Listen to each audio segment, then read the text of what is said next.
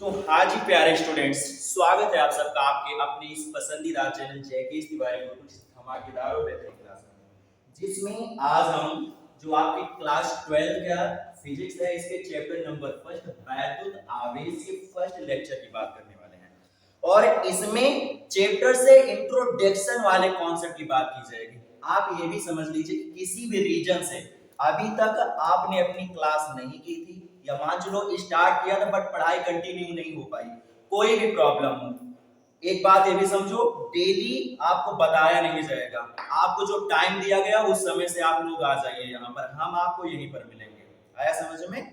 और आपको जो कुछ बताया जाएगा आप इसे समझने की कोशिश करो, क्लास के अंत तक रुकिएगा, बहुत मजा आने वाला है। शोर वगैरह बिल्कुल मत कीजिएगा, है ना? तो अब क्या है, सबसे पहले हम क्या पढ़ेंगे, वैद्युत की। समझो, वैद्युत आवेश पढ़ना है तो वैद्युत आवेश जो है ना वो वैद्युतिकी की शाखा में पढ़ा जाता है। तो सबसे पहले हम इंट्रोडक्शन की बात कर रहे हैं तो बात करेंगे वैद्युतिकी क्या है। तो आप समझिए, वैद्युतिकी भौतिक विज्ञान की एक ऐसी शाखा है जिसके अंतर्गत हम आवेश और उसके गुणों का अध्ययन करते हैं। सामने वही दिया गया है ना, भौतिक विज्ञान की वह शाखा जिसके अंतर्गत आप आवेश और उनके गुणों का अध्ययन करते हो, क्या कहलाता है, वैद्युतिकी कहलाता है। अब आवेश के बहुत सारे गुण होते हैं, कौन कौन होते हैं वो आपको चैप्टर में बताया ही जाएगा। अब आप ये समझिए कि जो हमारी वैद्युतिकी होती है वो दो प्रकार की होती है। एक होती है स्थिर वैद्युतिकी और दूसरी होती है गतिज वैद्युतिकी। आप समझिए, नाम से पता है, स्थिर मतलब रुकी हुई और वैद्युतिकी मतलब एक ऐसी भौतिक विज्ञान की शाखा जहां पर आवेश एवं उसके गुणों का अध्ययन किया जाए। अर्थात हम स्थिर वैद्युतिकी में स्थिर आवेश एवं उसके गुणों का अध्ययन करते हैं। सेकंड क्या है, गतिज वैद्युतिकी, या इसको आप चालन वैद्युतिकी बोल सकते हो, है ना? गतिज मतलब गति, अर्थात यहाँ पर क्या होगा, आवेश हमारा गतिशील रहेगा, उसके गुण के बारे में हम लोग बात करेंगे। आया समझ में? ये हो गया। नोट्स लिखने की कोई जरूरत नहीं है, आप समझिए जो आपको इंपॉर्टेंट दिखाई पड़ेगा एक दो वर्ड लिख लीजिएगा, नहीं तो ये सारा की सारी नोट्स आपको फ्री में मिल जाएगी। कहाँ मिलेगी वो तुमको बताया जाएगा, टेंशन न लो, है ना? अब आ जाते हैं हम क्या, स्थिर वैद्युतिकी पर। तो समझिए, अभी हमने बताया ना, स्थिर आवेश एवं उसके गुणों का अध्ययन हम वैद्युतिकी के जिस शाखा में करते हैं, चाहे आप वैद्युतिकी बोलो या भौतिक विज्ञान की शाखा बोलो, क्योंकि भौतिक विज्ञान की शाखा ही तो वैद्युतिकी है। कुछ भी आप बोल सकते हो, कोई टेंशन वाली बात नहीं। तो स्थिर आवेश का हम वैद्युतिकी की जिस शाखा में अध्ययन करते हैं उसी को क्या बोला जाता है, स्थिर वैद्युतिकी बोला जाता है। अब आप समझिए, स्थिर आवेश का मतलब कि जो आवेश का वेग होगा वो क्या होगा, जीरो होगा, तभी तो आवेश रुकेगा ना। कोई भी चीज कब रुकती है, जब उसका वेग क्या हो जाता है, जीरो हो जाता है। आया समझ में? तो वेग क्या लेना है हमको, जीरो लेना है। एक बात और आप समझिए, जो स्थिर आवेश होता है यानी रुका हुआ आवेश होता है, वो क्या करता है, वो केवल वैद्युत क्षेत्र उत्पन्न करता है। यानी अगर आपने किसी पॉइंट पर एक आवेश को रख दिया तो वो केवल वैद्युत क्षेत्र उत्पन्न करेगा, उसके चारों ओर एक ऐसा क्षेत्र उत्पन्न हो जाएगा कि आप अगर वहां पर कोई अदर आवेश लेकर जाओगे तो आपको महसूस होगा कि यहाँ पर हमको कुछ बल कार्य कर रहा है ना? क्या कॉन्सेप्ट होता है वो आगे आपको बताया जाएगा, एकदम टॉपिक वाइज, बेस से बेस हम लेकर चलेंगे, सीरियल वाइज, है ना? अब आप समझिए, हमने क्या बताया कि स्थिर आवेश क्या करता है, वैद्युत क्षेत्र उत्पन्न करता है। इसलिए जो चैप्टर नंबर हमारा फर्स्ट आता है वैद्युत आवेश एवं क्षेत्र, और जो सेकंड आता है स्थिर वैद्युत विभव एवं धारिता, ये हम इसी शाखा में पढ़ते हैं क्योंकि यहाँ पर आवेश रुका हुआ होता है और इन दोनों चैप्टर्स में वैद्युत क्षेत्र का सारा कॉन्सेप्ट दिया गया है। आया समझ में? ये हो गया। उसके बाद में क्या है, गतिज वैद्युतिकी या चालन वैद्युतिकी। तो जैसे स्थिर वैद्युतिकी में स्थिर आवेश एवं उसके गुणों का अध्ययन किया जाता है, वैसे गतिज वैद्युतिकी में गतिमान आवेश, यानी आवेश क्या होगा आपका, गति में होगा, वो चलेगा, है ना? गतिमान आवेश एवं उसके गुणों का अध्ययन करते हैं। अब आप एक बात ये भी समझिए, कोई भी चीज अगर गति में होगी तो वो दो तरीके से गति में होगी, है ना? दो तरीके से गति में होगी। कैसे होगी बताओ, कैसे होगी गति में? एक तो एक समान गति होगी, यानी जैसे मान चलो 1 मीटर प्रति सेकंड अगर चल रही तो लगातार 1 मीटर प्रति सेकंड चलती हुई चली जाए। और दूसरा क्या होगा, त्वरित वेग से गति होगी, अर्थात उसका वेग क्या है, घट बढ़ रहा है। आया समझ में? तो हमारा पहला नंबर तो आवेश तो हमारा जो गतिशील होता है वो दो तरीके से होता है, एक समान वेग से, यानी जो BQ होगा वो क्या होगा, नियत होगा। और जब BQ अर्थात आवेश का वेग एक समान होता है तो वहां पर केवल केवल वैद्युत क्षेत्र और चुंबकीय क्षेत्र उत्पन्न होता है। क्यों वैद्युत क्षेत्र चुंबकीय क्षेत्र उत्पन्न होता है? क्योंकि तुमने क्लास 10th में ही पढ़ रखा होगा कि जब आवेश एक समान चाल से चलता है तो वो बन जाता है वैद्युत धारा, और वैद्युत धारा जब चलती है तो अपने चारों ओर चुंबकीय क्षेत्र उत्पन्न कर देती है, अर्थात वो चुंबक जैसा वर्ग करती है। तो एक समान वेग से चल रहा आवेश क्या करेगा, हमारा वैद्युत क्षेत्र एवं चुंबकीय क्षेत्र उत्पन्न करने वाला है। इतना क्लियर है ना, है ना क्लियर? ओके ठीक है। उसके बाद में अगर त्वरित वेग से गतिशील है, त्वरित वेग का मतलब BQ जो हो वो A हो जाए, A का मतलब त्वरण के जैसा, अर्थात वेग आपको क्या है, घट बढ़ रहा है। और जब वेग घटे बढ़ेगा तो वहां पर क्या होगा, समझो वैद्युत आवेश, इसलिए वैद्युत क्षेत्र उत्पन्न नहीं होगा। उसके बाद में आवेश चल रहा है तो वो क्या होगा कि विद्युत धारा के जैसा वर्ग करेगा लगभग, इसलिए वैद्युत क्षेत्र भी उत्पन्न होने वाला है। लेकिन त्वरित रूप से गतिशील है, इसलिए एक नया कॉन्सेप्ट आ जाएगा वैद्युत चुंबकीय तरंग का, अर्थात वैद्युत चुंबकीय तरंग भी उत्पन्न करता है। तो अभी तक हमने ये सीखा, केवल आवेश से रिलेटेड कॉन्सेप्ट हमने देखा है। क्या देखा है कि आवेश अगर स्थिर होता है वो तो केवल वैद्युत क्षेत्र उत्पन्न करता है, अगर वो एक समान वेग से गतिशील होता है तो वैद्युत क्षेत्र और चुंबकीय क्षेत्र दोनों उत्पन्न करता है, और अगर वो त्वरित वेग से गतिशील होता है तो वैद्युत क्षेत्र, चुंबकीय क्षेत्र एवं वैद्युत चुंबकीय तरंग तीनों उत्पन्न करता है। आया समझ में? फर्स्ट सेकंड में स्थिर आवेश के बारे में पढ़ाते हैं, उसके बाद में चैप्टर नंबर 3 से 8 तक हम लोग गतिमान आवेश अर्थात चालन वैद्युतिकी के बारे में स्टडी करते हैं। उसमें भी चैप्टर 3 से 7 तक अर्थात विद्युत धारा, गतिमान आवेश एवं चुंबकत्व और चुंबकत्व एवं द्रव्य, विद्युत चुंबकीय प्रेरण और प्रत्यावर्ती धारा, इन सब में क्या है, चुंबक से रिलेटेड कॉन्सेप्ट है। आवेश के बारे में पढ़ाया जाएगा, इसमें धारा के बारे में पढ़ाया जाएगा, लेकिन ऊपर आप देख सकते हो अधिकतर चुंबक रिलेटेड कॉन्सेप्ट है। इसका मतलब क्या हुआ कि 3 से 7 तक यहाँ पर क्या होगा, आपका आवेश क्या होगा, नियत होने वाला है। आवेश का जो वेग होगा वो क्या होगा, नियत होगा, अर्थात जो BQ होता है वो क्या होता है, नियत होता है जाकर, है ना, ये हुआ जाकर। उसके बाद में जो हमारा चैप्टर नंबर 8 है, यहाँ पर आवेश का जो वेग हो जाता है वो क्या हो जाता है, त्वरित हो जाता है, इसीलिए इस चैप्टर का नाम विद्युत चुंबकीय तरंग दिया गया है। आया समझ में, है ना? फर्स्ट चैप्टर का ये कॉन्सेप्ट है। अब आप समझो, अभी तक हमने जो पढ़ा इससे ये निष्कर्ष निकलता है कि जो हमारी फिजिक्स का फर्स्ट पार्ट है चैप्टर 1 से 8 तक, उसमें केवल हम वैद्युत आवेश और उसके गुणों के बारे में बात करेंगे, जिसमें चुंबकीय गुण हो गया, विद्युत धारा रिलेटेड कॉन्सेप्ट हो गया, वैद्युत क्षेत्र हो गया, वैद्युत विभव हो गया, विभवांतर हो गया, धारिता हो गया, और भी बहुत सारे जो अलग अलग चैप्टर में कॉन्सेप्ट दिए जाते हैं उसके बारे में स्टडी करेंगे। बताओ आया समझ में, है ना? ये है कॉन्सेप्ट। अब समझो, इतना केवल कॉन्सेप्ट था और इतनी देर से हम बार बार आवेश आवेश आवेश आवेश करते हुए चले जा रहे हैं, तो इसके बारे में हम बाद में सीखेंगे कि आखिर आवेश क्या होता है, अब ये सीखा जाएगा। तो आप समझो क्या बात करेंगे हम, आवेश, है ना?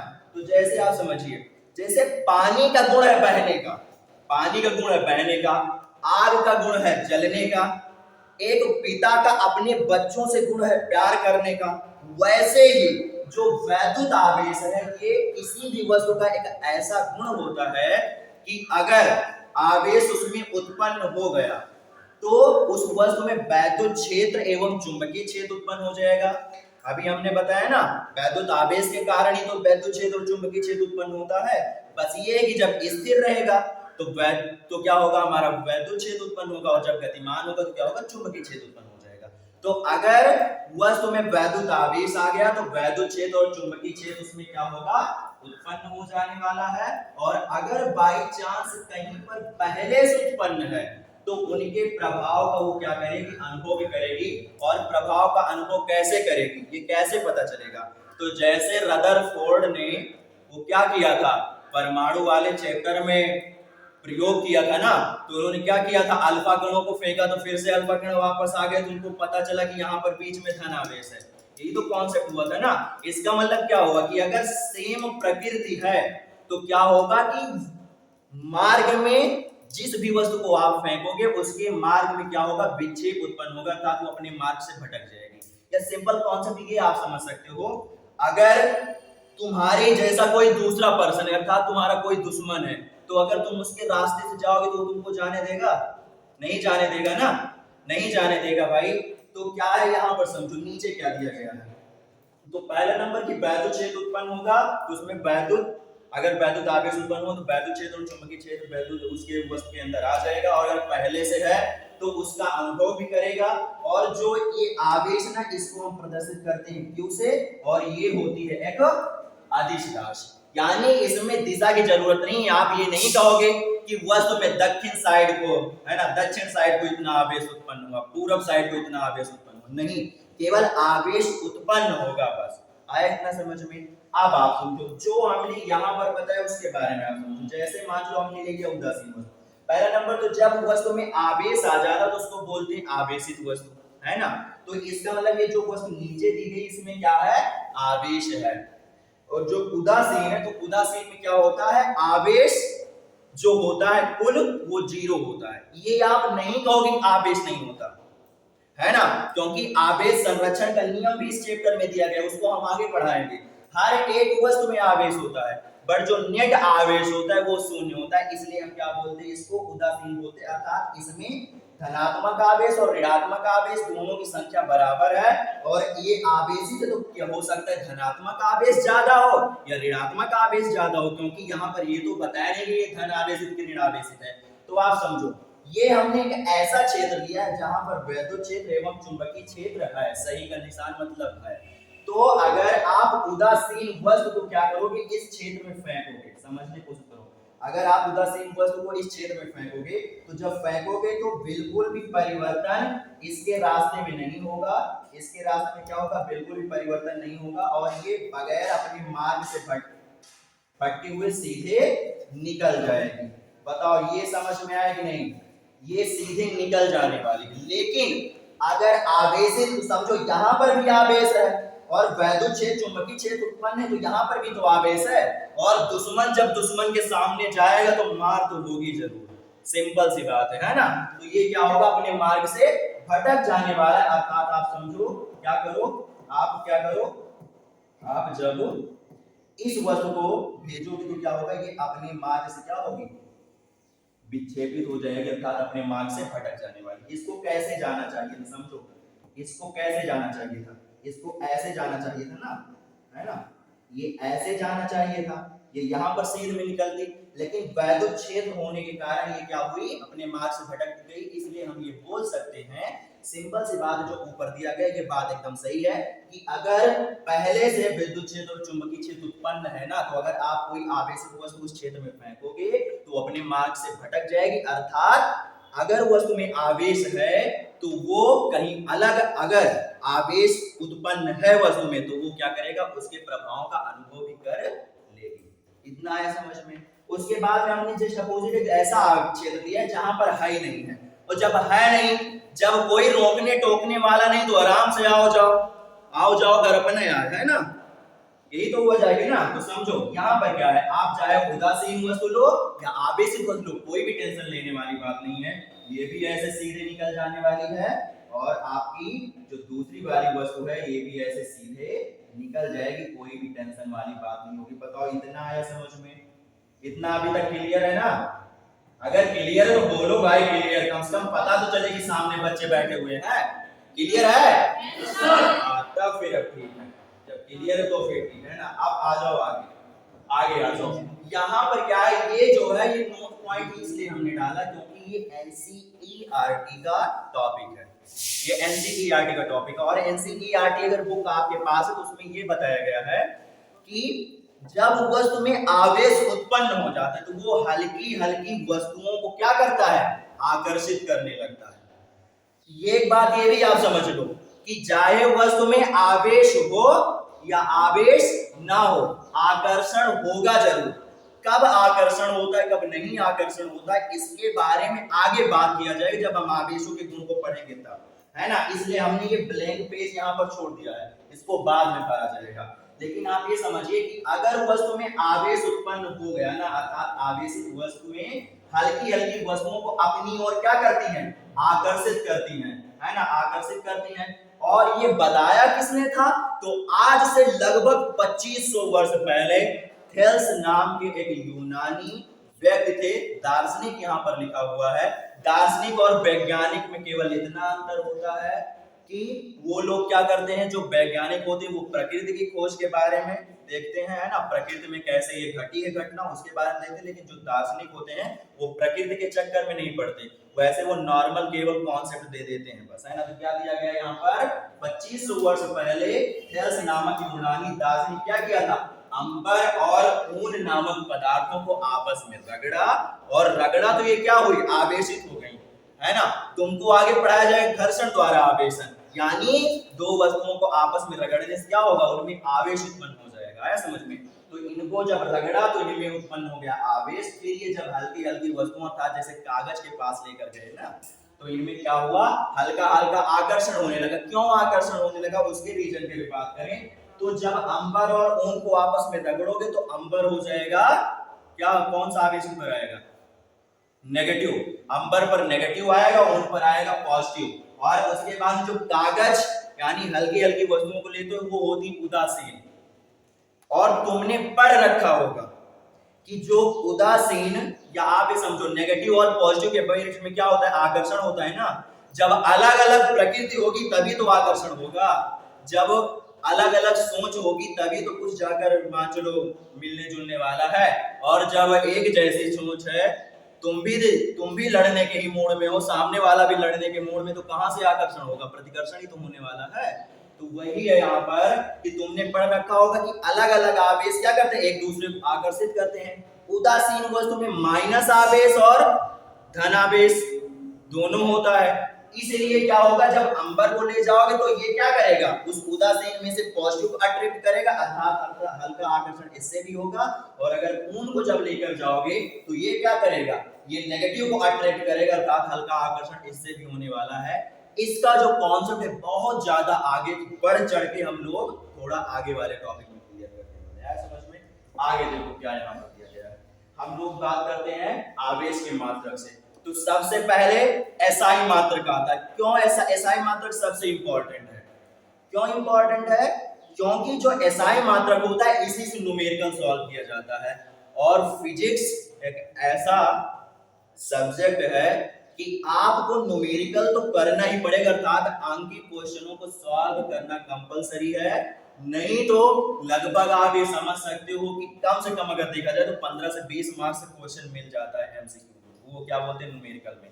तो आपको सबसे पहले हर एक राशि जो भी आपके चैप्टर में आएगी उसके एसआई मात्रक के बारे में आपको पता होना चाहिए, क्योंकि किसी भी पद्धति में अगर वैल्यू दी होती तो हम लोग एसआई मात्रक में ही लाकर क्या करते, उसका सॉल्यूशन करते हैं ना। तो आप समझिए एसआई मात्रक जो होता है, तो एसआई मात्रक का मतलब आप समझो एसआई मात्रक कैसे निकलेगा। तो जो राशि दी गई है ना, जो राशि दी गई है उस राशि को क्या करो आप मूल राशियों के फॉर्म में तोड़ दो, है ना। राशि को क्या करो मूल राशियों के फॉर्म में तोड़ दो। और मूल राशि हमारी कितनी होती है, 7 होती हैं, जिसमें एक होता है समय और दूसरा होता है क्या, विद्युत धारा, है ना। तो आप समझो तुमने क्लास 10th में एक सूत्र पढ़ रखा है आवेश का Q = IT, पढ़ रखे हो ना 11th वाले बच्चे, तुम लोग पढ़ रखे हो ना, अभी थोड़ा जल्दी तो पेपर तुम्हारा हुआ है। तो Q = IT, है ना। तो ये मतलब ये क्या है कि ये भी मूल राशि है, ये भी मूल राशि है। तो इस आवेश को हमने क्या किया, मूल राशि के फॉर्म में तोड़ दिया। मूल राशियों से बनी राशियों को बोलते हैं व्युत्पन्न राशि। और व्युत्पन्न राशि का एसआई मात्रक तब तक नहीं मिलेगा तुमको जाकर जब तक तुम उसके मूल राशि के फॉर्म में नहीं तोड़ने वाले हो। तो Q = IT, I से मिल जाएगा हमको एम्पियर और T से मिल जाएगा सेकंड। तो एम्पियर इनटू सेकंड भी एसआई मात्रक होता है, बट इतना बड़ा तुमको बार बार ना लिखना पड़े, इसलिए एम्पियर इनटू सेकंड को क्या किया गया है, कूलम लिख दिया गया है। जैसे 20 को 5 गुणे 4 भी लिख सकते हो तुम ना, लेकिन एक बार 5 लिखोगे फिर गुणा लगाओगे फिर 4 लिखोगे, इससे अच्छा क्या तुम 20 ही ना लिख दो डायरेक्ट। तो एम्पियर इनटू सेकंड भी लिखा जा सकता है, ये भी एसआई मात्रक है। और अगर इनके मतलब जैसे मान लो यहाँ पर क्या शब्दों में दिया गया, अक्षरों में ऐसे होगा, एम्पियर का एम्पियर हो जाएगा, उसके बाद में इनटू का डैश लगाते हैं, मात्रक के लिए इनटू का डैश लगाते हैं, तो ए डैश एस यानी एम्पियर इनटू सेकंड, और इसको बोलते हैं कूलाम, कूलाम को सी से प्रदर्शित किया जाता है। ये हुआ जाकर, है ना। उसके बाद में सबसे बड़े मात्रक की बात करें, अब ये तो हो गया एसआई मात्रक, सबसे बड़े मात्रक की बात करें तो वो हो जाएगा फैराडे। फैराडे, अब एक बात भी समझो, जो 12th वाले बच्चे उन्होंने काफी पढ़ ही रखा होगा, फैराडे और फैरड दोनों में अंतर होता है। फैरड जो है वो धारिता का मात्रक होता है, धारिता चैप्टर नंबर 2 में पढ़ाया जाएगा। फैरड धारिता का मात्रक है, फैरड है आवेश का सबसे बड़ा मात्रक, है ना। और एक फैरड में 96,500 कूलाम आवेश होता है, एक फैरड में 96,500 कूलाम आवेश होता है। उसके बाद में सबसे छोटे मात्रक की बात करें तो आपका होता है फ्रैंकलिन। उसके बाद में आप एक बात और समझो, जो सबसे छोटे मात्रक के नाम से ज्यादा प्रचलित है वो फ्रैंकलिन शब्द प्रचलित है, और सीजीएस पद्धति के मात्रक से जो नाम प्रचलित है वो क्या है, स्टेट कूलाम प्रचलित है। बट फ्रैंकलिन और स्टेट कूलाम दोनों एक ही है, केवल जब ये बोला जाता तो 90% बच्चे ये बताते हैं, और अगर सीजीएस पद्धति का मात्रक बोला जाता है तो उसको ये बताते हैं। लेकिन आपको ये ध्यान रखना कि फ्रैंकलिन और स्टेट कूलाम दोनों एक ही होता है। और उसके बाद में एक कूलाम में 3 × 10⁹ स्टेट कूलाम होता है। और अगर तुम 1 स्टेट कूलाम की वैल्यू निकालोगे तो समझो ये इस साइड चला जाएगा, मल्टीप्लाई वाला पूरा पूरा क्या होगा, डिवाइड में चला जाएगा, और यहाँ पर जो 1 स्टेट कूलाम की वैल्यू आएगी, चलो लिखे दे रहे हैं ना, 1 state coulomb, coulomb 1 state coulomb की जो वैल्यू है, समझो ये मल्टीप्लाई पूरा पूरा डिवाइड में जाएगा, पूरा पूरा डिवाइड में, तो इसको आप 1/3 × 10⁻⁹ भी लिख सकते हो, है ना, क्योंकि पावर जब नीचे से ऊपर आएगी, अंश का हर जब आप क्या करोगे, अंश से हर या हर से अंश करोगे तो पावर क्या होती है, पावर का साइन चेंज हो जाता है। तो ये पूरा पूरा जाएगा डिवाइड में, तो पॉजिटिव, ऊपर आएगा तो क्या हो जाएगा, नेगेटिव हो जाने वाला, ऐसा भी लिख सकते हो। नहीं तो इसको आप 1 टोटल अपान 3 × 10⁹ भी लिख सकते हो, ये भी कूलाम में हो जाएगा, ये भी कूलाम में हो जाएगा, समझ में ये हो जाकर। उसके बाद में अब ये तो बात है एमसीक्यू में, इनसे न्यूमेरिकल तुम्हारा नहीं बनेगा, न्यूमेरिकल में ज्यादा ये काम होगा बस। और उसके बाद में इन मात्रों की बात किया जाए तो ये न्यूमेरिकल में नहीं आएंगे, ये केवल एमसीक्यू में पूछा जा सकता है बस, न्यूमेरिकल वाला ये पार्ट है अन्य मात्रक में, जिसमें मिली कूलाम, मिली कूलाम। तो मिली कूलाम में क्या हो जाएगा, आप मिली कूलाम बार बार लिखोगे तो क्या होगा, थोड़ा ज्यादा होगा, 1 mc यानी 1 मिली कूलाम बराबर क्या हो जाएगा, 10⁻³ कूलाम। वही सेम टू सेम आता है जाकर, जैसे दूरी वाला होता है जाकर ना, दूरी में जो मिली का मान होगा वही हो जाएगा, जो माइक्रो का होता है माइक्रो हो जाता है, एंगस्ट्रॉम, नैनो, पिको जो कुछ होता है सब वही हो जाता है जाकर, राशि कोई भी हो, है ना। तो मिली कूलाम अर्थात 1 मिली कूलाम क्या हो जाएगा, 10⁻³ कूलाम, 1 माइक्रो। हाँ एक बात ये समझो, सबसे ज्यादा न्यूमेरिकल में ये यूज होने वाला triple star, very very important, numerical में सबसे ज्यादा यही वैल्यू यूज होगी। ये ऐसा कोई भी आपको क्वेश्चन नहीं मिलेगा, बाई चांस कोई मिल जाए, आप ये समझो कि 5% में, और 95% तक हर एक न्यूमेरिकल में माइक्रो कूलाम तुमको मिलेगा जाकर। तो ये आपका हो जाए कितना होता है, 1 माइक्रो कूलाम 10⁻⁶ कूलाम। और पिको ये भी बहुत कम मिलता है, इसका मिलने का कम चांस, सबसे ज्यादा यही का चांस है। तो जैसे माइक्रो में 6 होते हैं माइनस के घात, वैसे ही पिको में क्या हो जाता है, माइनस का 12 घात हो जाती है। आया समझ में, ये हुआ। उसके बाद में बीमा के बारे में अगर बात किया जाए तो आप समझो, जैसे हमने व्युत्पन्न राशि को मूल राशि में कन्वर्ट किया तो एसआई मात्रक मिला जाकर, वैसे ही बगैर व्युत्पन्न राशि को मूल राशियों के फॉर्म में तोड़े आप बीमा नहीं निकाल सकते, क्योंकि बीमा केवल मूल राशियों की होती है। और बीमा का पहले ही चैप्टर में कॉन्सेप्ट सारा दिया गया क्लास 11 में। बट कोई टेंशन वाली बात नहीं है, हम तो भाई पढ़े हो या ना पढ़े हो कोई टेंशन वाली बात नहीं है ना। तो आप समझो क्या हो जाएगा, तो आई यानी कि धारा, और उसके बाद में टी यानी कि क्या हो जाएगा, समय। तो आई का क्या हो जाएगा आपका एम्पियर, और जो हमारी बीमा होती है उसको हम बड़े ब्रैकेट में लिखते हैं, और टी का क्या हो जाएगा, टी टी मतलब समय और इसका क्या हो जाएगा कैपिटल टी। मल्टीप्लाई का साइन आपको नहीं लगाना है, ब्रैकेट अलग अलग कर दो बस, ये हो जाएगा है ना। और उसके बाद में ये हो गया। अब इसको आप 8 में लिख लो तो ये हो जाएगा 80, समझने की कोशिश करो। बीमा जो हो जाएगी वो क्या हो जाएगी 80 भी आप लिख सकते हो। बट बीमा लिखने का एक नियम होता है कि आप पहले एल लिखो यानी लंबाई लिखो, फिर आप मास वाला लिखो, उसके बाद आप टी वाला लिखो, समय वाला लिखो, उसके बाद में अदर जो राशियां आती हैं उनकी बीमा लिखनी है। अब लेकिन यहाँ पर एल यानी लंबाई वाला कोई वैल्यू ही नहीं दिया गया है, न द्रव्यमान वाला कोई वैल्यू दिया गया है, समय वाला तो दिया गया है, एम्पियर वाला अलग से दिया गया, धारा वाला। तो आपको ये पता है किसी भी संख्या में जैसे आप 1 का मल्टीप्लाई कर सकते हो, कोई कुछ नहीं चेंज होता ना, वैसे आप यहाँ पर भी 1 का मल्टीप्लाई कर सकते हो। लेकिन 1 का मल्टीप्लाई करने पर तो हमको कुछ मिलेगा नहीं, है ना। 1 का मल्टीप्लाई करने से कुछ नहीं मिलेगा। लेकिन किसी भी अचर या चर की घात अगर आपने 0 कर दी तो उसका मान 1 हो जाएगा। अर्थात हम यहाँ पर l की पावर 0 और m की पावर 0 यूज कर सकते हैं, लिखा रहेगा वही। आया समझ में। तो इसको आप ऐसे भी लिख सकते हो, कैसे लिख सकते हो, कैसे इसे लिख सकते हो, m की पावर 0 l की पावर 0 फिर t वाला लिख लो 1 और उसके बाद में -1 लिखा जाता है, प्लस का 1 नहीं लिखा जाता। ये हो गई इसकी बीमा। आया समझ में। ये भी है, अधिकतर आपको मिलेगा तो यही मिलेगा क्योंकि ये कॉन्सेप्ट नहीं लगाया जाता। लेकिन बाय चांस हो सकता है 0.1% में कहीं तुमको मिल जाए, 0.1111% में मिल जाए, है ना, हो सकता है। तो ये क्या होता है, ये इसका एक ये भी रूप होता है। आया समझ में। तो आज हमने आपको क्या पूरा पूरा बेसिक जो है इस चैप्टर का, है ना, बेसिक चैप्टर का, उसके बाद में आवेश क्या है ना।